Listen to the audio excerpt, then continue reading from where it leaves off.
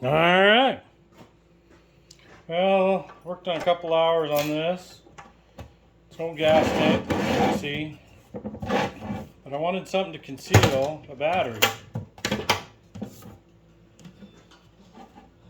Or an ice chest, I guess. I don't know.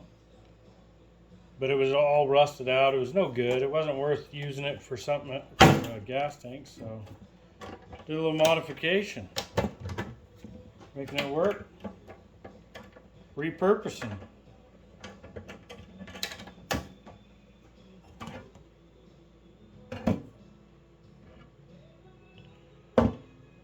Nothing serious.